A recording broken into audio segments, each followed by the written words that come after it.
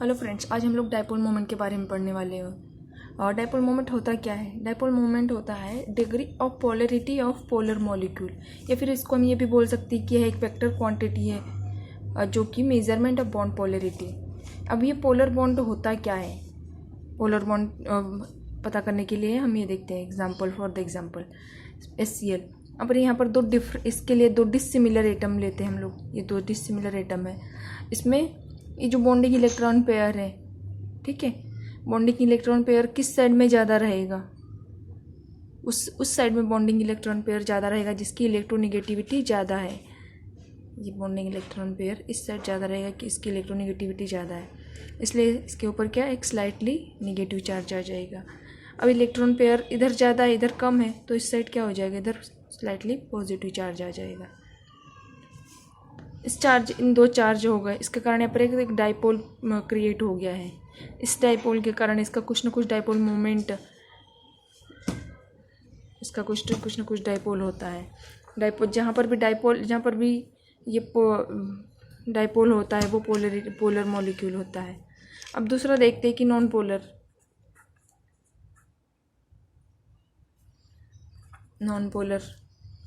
Bond क्या होता है।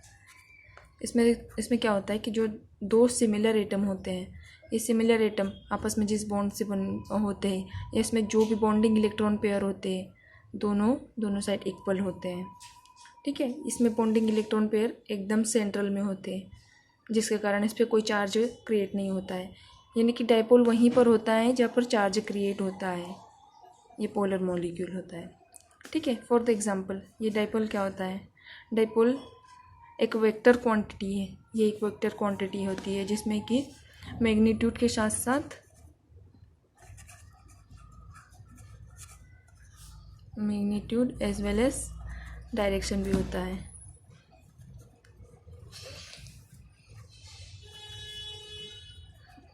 Magnitude as well. अब डाइपोल मोमेंट का यूनिट क्या होता है? Dipole unit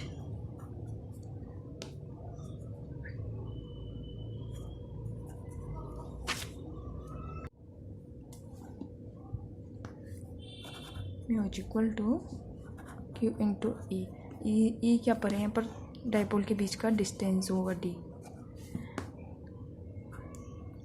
magnitude of charge, dipole का जो मैग्नीट्यूड के चार्ज है ये। अब क्या करते हैं, यहाँ पर देखते हैं फॉर द एग्जांपल CO2।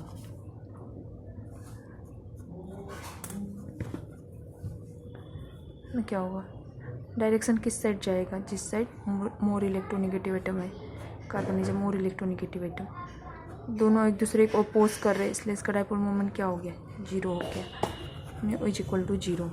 अब क्या देखते हैं यहाँ पर म्यू, इसका रिजल्टेंट, अगर किसी मॉलिक्यूल का रिजल्टेंट वेक्टर इस डायरेक्शन में रहेगा, दोनों को ऐड अप करने पे अगर mu net is equal to 0, polar molecule.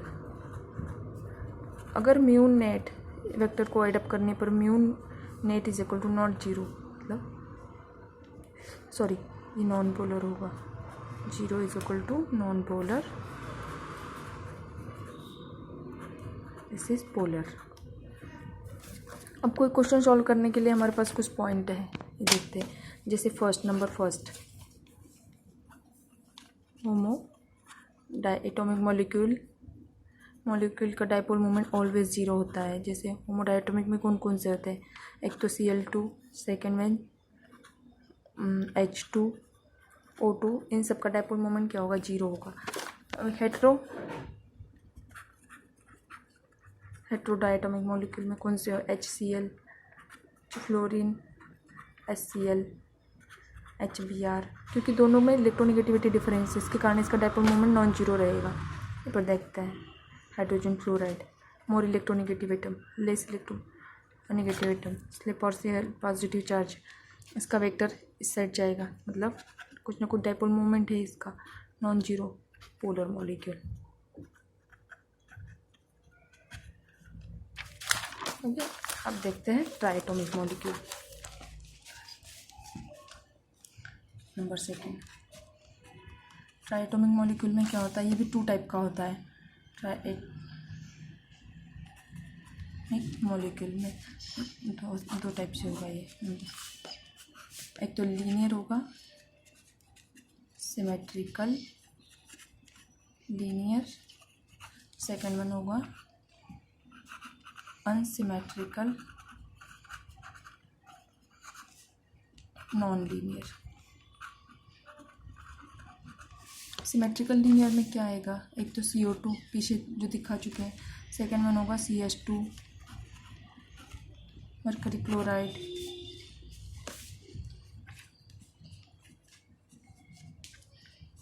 Same structure, एक दूसरे को अपोज कर रहा है, इसलिए म्यू इज इक्वल टू 0।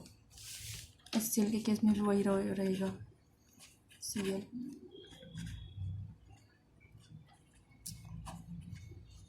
दोनों वेक्टर एक दूसरे को अपोज कर रहे हैं, इसलिए कैंसिल आउट हो जाएगा, mu is equal to 0। H2O ले लेंगे, H2S। H2O के केस में क्या होगा, इस पे 2 लोन पेयर रहेंगे। वेक्टर लोन पेयर के डायरेक्शन में जहाँ पर भी लोन पेयर रहेगा वहाँ पर वेक्टर का डायरेक्शन क्या किधर रहेगा, लोन पेयर के साइड में रहेगा, इधर। ऑक्सीजन मोर इलेक्ट्रोनेगेटिव एटम, तो ऑक्सीजन के टूवर्ड इसका वेक्टर रहेगा। Resultant vector mu is equal to non zero.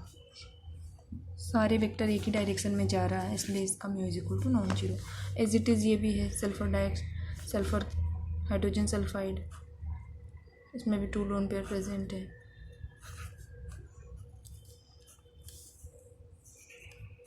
इसका भी रिजल्टेंट वेक्टर एक ही रहेगा, एक ही डायरेक्शन में सब जा रहा है, इसलिए ये भी mu is equal to non zero, मतलब पोलर मॉलिक्यूल है।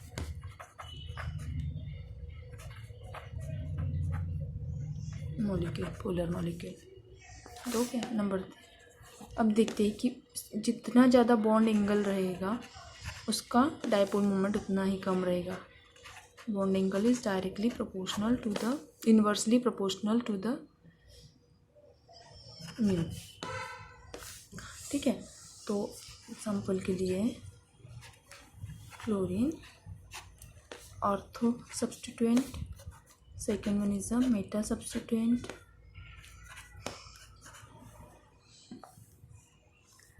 Third one is a para substituent. पेरा सब्स्टिट्यूएंट, इसमें बॉन्ड एंगल कितना है, ये 180 का है। ठीक है, तो दोनों का डायरेक्शन एकदम अपोजिट जा रहा है, इसलिए म्यू इज इक्वल टू 0। अब यहाँ पर इसका डायरेक्शन, इसको एडअप करने पे कुछ ना कुछ डायपोल मोमेंट आएगा, नॉन जीरो। यहाँ पर 90 डिग्री का एंगल, मतलब जितना ज़्यादा एंगल रहेगा उसका डायपोल मोमेंट भी उतना ही कम रहेगा, तो इसका डायपोल मोमेंट इससे ज़्यादा ही रहेगा, mu is equal to non zero. मतलब इसका 2 है तो इसका 1 आएगा डायपोल मोमेंट, 0। नंबर 3। अब देखते हैं नंबर 4 पॉइंट क्या होता है।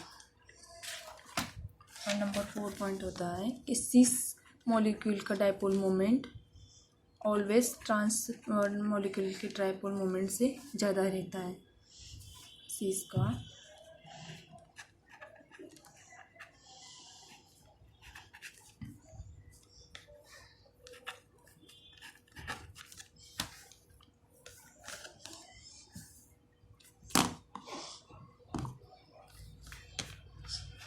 Fluorine is more electronegative atom. They are going one side. Vectors. तो mu is equal to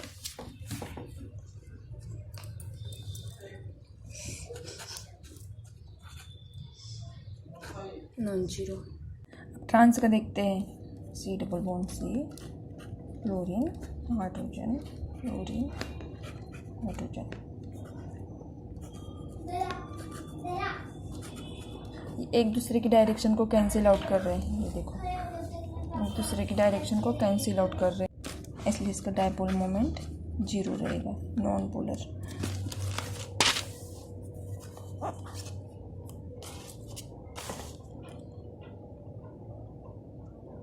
देखते हैं इलेक्ट्रोनिगेटिविटी। नंबर 5 पॉइंट क्या होगा, electronegativity. Electronegativity is directly proportional to the mu.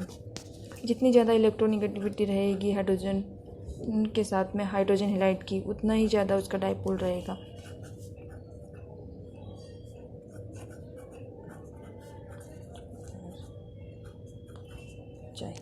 अब देखते हैं वे मॉलिक्यूल जिनमें लोन पेयर प्रेजेंट होता है उसका डायपोल मोमेंट ऑलवेज 0 रहेगा।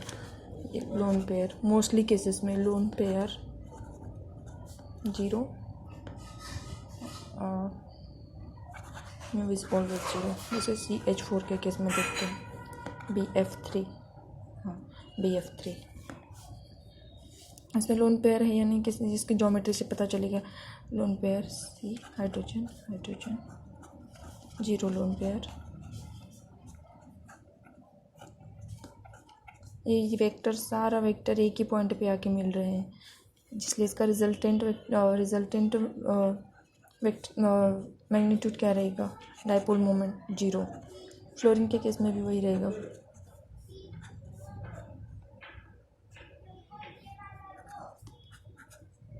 सबकी डायरेक्शन अपोजिट है। इसका जो इसमें 2 वेक्टर रहेंगे, एक तो ऊपर डायरेक्शन जा रहा है, दूसरा इन दोनों का वेक्टर एक ही रहेगा। तो ये दोनों वेक्टर एक दूसरे को अपोज कर रहे हैं, इसलिए इसका डायपोल मोमेंट 0 रहेगा। ठीक है, अब यहाँ पर देखते हैं मीथेन में 0 लोन पेयर है। अमोनिया के केस में देखते हैं NH3 पे 1 लोन पेयर है, H lone pair. More electronegative atom के टूवर्ड वेक्टर जा रहा है, इधर लोन पेयर के साइड जाएगा लोन। तो इसका डायपोल मोमेंट कितना है, इसका डायपोल मोमेंट होगा 1.4। अब वाटर के केस में देखेंगे H2O 2 lone pair present is there.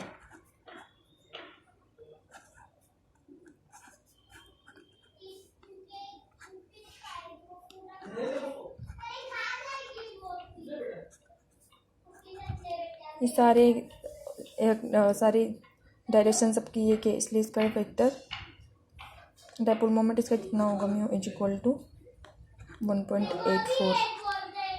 जितने ज़्यादा लोन पेयर उतना ही ज़्यादा इसका डायपोल मोमेंट। ठीक है, अब एक दूसरा केस देखते हैं। इसमें लोन पेयर भी है बट इसका डायपोल मोमेंट 0 है। ये कौन सा केस है, जेनान फ्लोराइड का। Xenon fluoride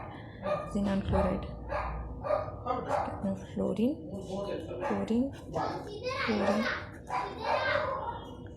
2 lone pair is present there. ये लोन पेयर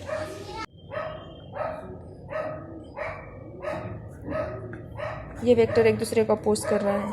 इधर ये देखेंगे ये वाला एक दूसरे को अपोज कर रहा है, यहाँ पर देखेंगे ये एक दूसरे को अपोज कर रहा है, इसलिए इसका म्यू क्या होगा, mu is equal to resultant mu 0। This is a non polar molecule.